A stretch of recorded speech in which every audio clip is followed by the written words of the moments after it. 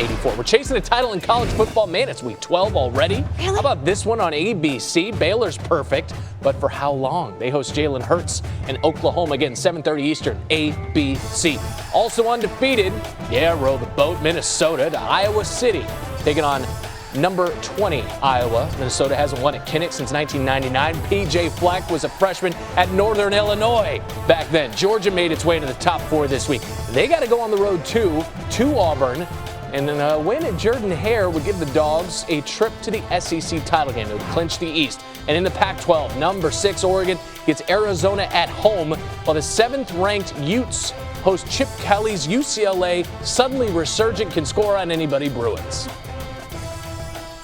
Not gonna lie, when I think Waco, I think a little shiplap, perhaps a little farmhouse chic, magnolias, some silos.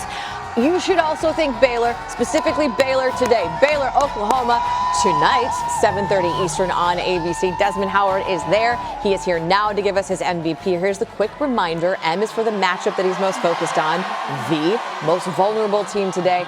Player is, P is the player to watch. My friend, you are up. Give me an M. Okay, well, the M, the matchup that I'm looking forward to today is in the SEC. We're talking about Georgia versus Auburn.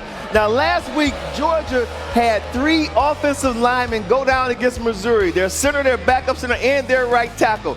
I'm curious to see who they start on the offensive line, how they're going to perform against Auburn's defensive front. Looking at a guy like Davidson and a guy like Derek Brown, both guys NFL talents. Will they be able to hold up against Auburn's front 7? Watch Georgia's offense. They got the ball. Keep an eye on their center and their right tackle.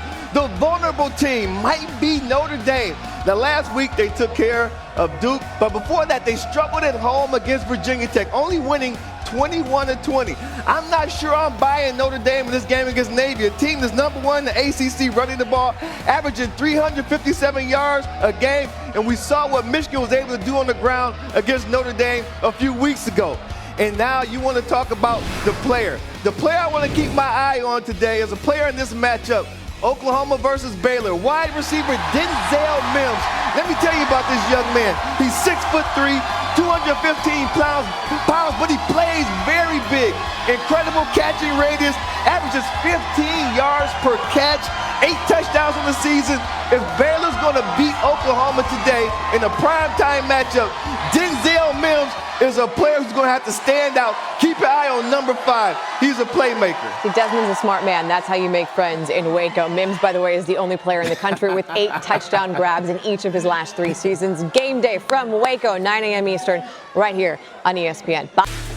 Back to college ball. Got some precision passers of note. Joe Burrow could be running away with the Heisman. Maybe. These quarterbacks still have a lot to play for, though. The playoff drawing nigh.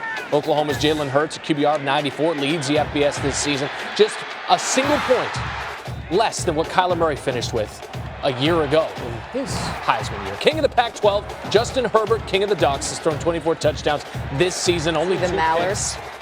I'm sorry. 12-1 TD to interception ratio. Only Justin Fields has a better mark this year. Over to the SEC, Jake Fromm has recorded 67 career passing touchdowns entering the day, and it's the 4th most among active Power 5 QBs. Only Herbert, Tua, and Hurts have more. Mallard. Not sure I'm going to be able to come back from that. Maybe Tim Tebow can save us. He's in Oxford for SEC Nation. Look, you got Hurts, Probably Herbert. not. See, can't come back from the Mallard. And Fromm, whose name has to start with an F, so we can't go the Triple H here. But you've got 3 quarterbacks in need of a win today to keep their school's playoff hopes alive. But who is going to need to be that guy, the guy to make it actually happen? Well, I think Georgia has the biggest game against Auburn, and they're going to need a win. But who needs style points the most? Is Oregon and Justin Herbert. Because, listen, we need to make it clear right now. It is a beauty pageant between Oregon and Alabama for the 4th playoff spot. If both teams win out, that's what it is. And you need to not just get the win, you need to look good in doing it. And that is why Oregon, nationally televised, even though it's a late game, they need to dominate. It can't be close, because if it does come down to the eye test against Oregon and Alabama, Alabama's going to get the nod in the eye test. So Oregon has to get it done, dominating week in and week out through the rest of the season and winning their conference championship. So I'm going to go with Oregon. It's a beauty pageant. I like it. What's your favorite No date? doubt. April 25th. It's not too hot. Not too hot. All you need is light jacket. Let's go. I've seen Miss Congeniality. Come on. Okay, one quarterback we might not see today is Tua. Look, he is officially a game-time decision against Mississippi State. The Tide, this is not supposed to be a close one. They're 3-touchdown favorites. They've got Western Carolina next week, so how much of a consideration should Bama be giving to just holding him out until the Iron Bowl? I think they totally should be considering it out, but more reasons than just trying to get a win or heal up Tua. Listen, like I just mentioned, it's a beauty pageant. So Alabama needs to do everything they can to say, you know what, we barely lost to LSU, and we had to sit Tua the next week because he had a hurt ankle, and he couldn't be back for 2 more weeks till the Iron Bowl, and then you get a big win at Auburn against maybe a top 10 ranked team. I think that would be the wisest thing, to sit this young man. You know he's going to come back healthy. He'll come back ready to go. I think it will be a wise thing. Plus, the committee can look and say he was so hurt against LSU, he couldn't even play the next week. You know Saban's thinking about it, too. Oh, absolutely. By the way, it's a beauty pageant, but our boy there is wearing more than just a light jacket. You can see more Tim Tebow, SEC Nation, 10 a.m. Eastern on the Touché. SEC Network. My love for him grows week by week, by the way. He's a legend.